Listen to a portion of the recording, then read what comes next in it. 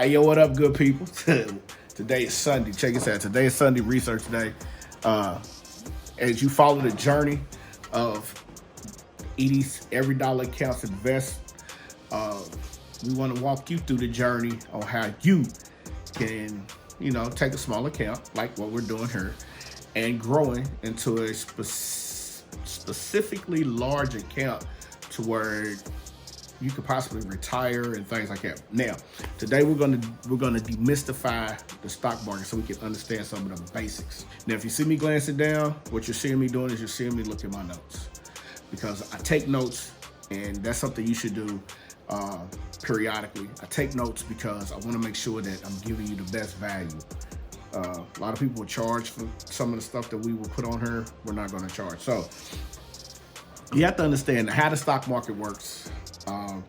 Why you invested in the stock market, the potential of the growth in the stock market, and things like that. Learning what stocks are and how they are bought and sold, and why you want to invest in the stock market. Okay, so that's what we're going to talk about in this video today. So just want to welcome you to the diversification of the stock market. Now, whether you're new or you're a complete beginner, this video could be for you. You could learn something, you could not. It took me a while to learn and understand exactly what the stock market was. I knew that if you buy stocks, you buy a piece of a company. But I didn't understand the ownership of it. I didn't understand that I have a voice, a small voice, because just a small fraction of what I own. I didn't have that much of a voice, but you do have a voice. The one thing we will say is this: that when you're buying, it's rule of thumb, but we don't go by rule of thumb here. First of all, we want to say shout out to the Wall Street Trapper, because the Wall Street Trapper has built this mindset of diversification. He said it, and I'm living by it. The stock market look like us now. The stock market look like a bunch of guys, girls, young women, young men, teenagers, young adults. What it's looking like is people who are not wearing the Brooks Brothers suits. We're rocking t-shirts, hoodies. We're sitting at our desks. We're sitting at Starbucks. We're sitting at work on our computers, trading stocks, buying stocks, selling stocks, buying options, selling options, doing Forex, buying dividend stocks, buying futures. All of these is something that we're doing. We're not standing down in the pulpit of the New York Stock Exchange up in New York City. We're sitting at our computers and everything like that. So, just for a fun fact, just to give you a bit backtrack on a piece of the history, the New York Stock Exchange, one of the largest stock exchanges, was founded in 1972. Oh, excuse me, I said my birth year, 1792. Under the bottomwood tree on Wall Street. So basically, they got together and just founded this sitting under the tree. Now, if you've never heard the phrase of saying most of your deals are handshake deals and done on the golf course, at the beauty salon, at the barber shop, at the bar, even at the strip club, 99.9% of deals are made not in the office. The lawyers, the people you pay the high prices for, those are the ones who get paid the big bucks. So here's what you do. Here's what you got to understand. You don't need a college degree in finances, because I sure don't have one. I'm not a financial advisor. Disclaimer. I'm a person who has studied the stock market, who has studied options, who is studying Forex. I'm a person who buys dividends. I have a small portfolio I started over at TD Ameritrade. And I'm growing it because I'm getting ready to retire. I'm not going back to work. I'm not going to be no offense, but I'm not standing in the greeter position at hi, welcome to Walmart. That's not what I want to do. I'm going to make sure I got everything, my ducks in a row. I'm not knocking those people, because a lot of people don't have the financial literacy. We want to give that to you. So again, the stock market can be seen like an overwhelming situation because you just don't understand. You don't know exactly what the stock market is. So you have companies like blue chip companies like Amazon, Coca-Cola, Waste Management, Walmart, Tesla, things like it. Those are the companies that you know about. But then you have those growth stocks, those up and coming companies, like the ones who have the IPOs that are coming out this week. We will talk about what an IPO is later on down the line. You have up and coming companies like Snowflake, which started a couple years ago. Now all of a sudden it's a booming tech company. And so you have to dig deep into figure out what it is that would make you want to, first of all, have a plan. All right. So getting into the stock market is having a plan. Having that plan means is you're understanding what the stock market is. So at its core, the stock market is simply a place where companies can sell their ownership. Can sell their ownership. So as an investor, you're buying the company. The stock market is where companies sit publicly, trade, and they're offering up shares of their company to raise capital. All right, so they can invest deeply into more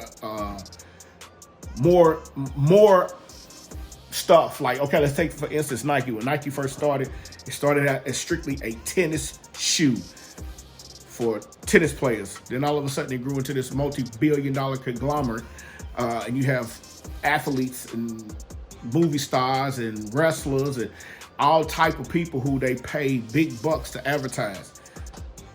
You have to think about it. Michael Jordan's a billionaire because of Jordan brand. LeBron James, another one. Jordan, not Jordan brand, but Nike.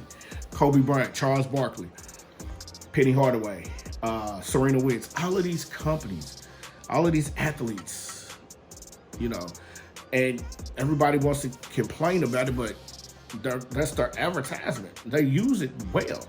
And we'll get into that too, man. We're going to talk about how advertisement plays a role and word of mouth plays a role in the stock market. Now, and again, if you see me glancing over, I'm checking my notes because I want to make sure that I tell you everything. I don't want to leave nothing out.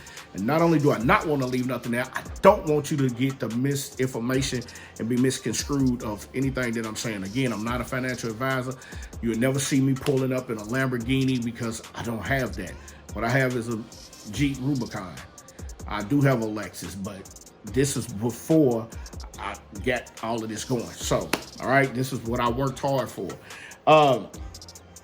Most of the time, videos will tell you how to buy a stock, but you very seldom hear them break down what it is. So, you have to understand, it's a place where you buy and you sell stocks, but people get mystified to the fact that they don't understand how to buy and sell stocks. The companies that are publicly traded will offer dividends. The companies that are publicly traded don't offer dividends. So you got to make the determination on how you want to be an investor. There's a different type of investor. There's a growth investor. There's a value investor. Growth investor means they're taking a lot more risk. They probably have a lot more money to burn. So there's day traders. There's swing traders. And then long-term investors are people like myself who take and they purchase stocks and put their money in there and they let that money grow. So imagine you're going to the grocery store, all right, and you're walking through the grocery aisle. Now, everybody knows that Coca-Cola is one of the biggest conglomerates in consumer goods, okay? When you're dealing with Coca-Cola, Coca-Cola has sectors. All right, you have Coke, you have Diet Coke, you have Sprite, you have vitamin water, Gatorade. All of these are different sectors, but they're all under one umbrella.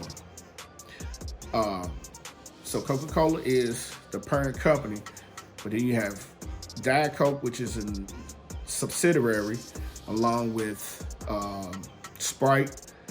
And I'm just giving you a few vitamin water and also, my eyes itching. Also, Gatorade. All right. So what we like to do is we like to do the history to figure out what stocks we're going to buy. Now, a lot of people go out here and they buy stocks based off what somebody else tells them. The best way to do it is to do your research. We're going to do a video series on researching the stock market. All right. Researching a stock. But understand this. The stock market is where you buy and sell publicly traded companies. future products like gold, silver, copper, oil. Again, the stock market has stocks, ETFs, options, forex trading, which is currency trading, and also they have bonds. Now, there's several different types of ways to get in to buy these, purchase these stocks, but you have to be the one that do your research to figure out your portfolio. We're going to talk about brokers. We're going to talk about some of the best brokers, and then, you know, there's some out there that people use because they don't have the knowledge or the money, and it's something that somebody else told them to use. All right, so understand this. We are here. All right, so I'll give you a few brokers before I go. E-Trade, TD Ameritrade, Webull, Robinhood. The top three I've used. Robinhood I don't use. All right, TD Ameritrade, E-Trade, and Robinhood. I mean, Webull. All right, Webull. I went back to TD Ameritrade because I wanted to trade Forex. But you can do everything else on Webull and on E-Trade. Thinkorswim is a platform. Also, I use TradingView as to do my charts. Then I do technical analysis and I do fundamental analysis. We're gonna get into all of that, man, without this entire series. So we just want you to understand that you're exchanging capital on Wall Street, in the stock market. You're exchanging capital with these companies are hoping to expand. That's what they're offering you stocks for. So when you're buying stocks, the money's going to these companies. They're paying you a dividend, but at the same time, they're wanting to expand. All right. So by expanding, you know, they want to make sure that they're growing, and as they grow, you grow. All right. So don't be afraid of the stock market. That's one thing you can't do. Is you can't be afraid of the stock market. You have to be willing to invest. Listen, most people spend more money going out to the clubs than they do investing in their future.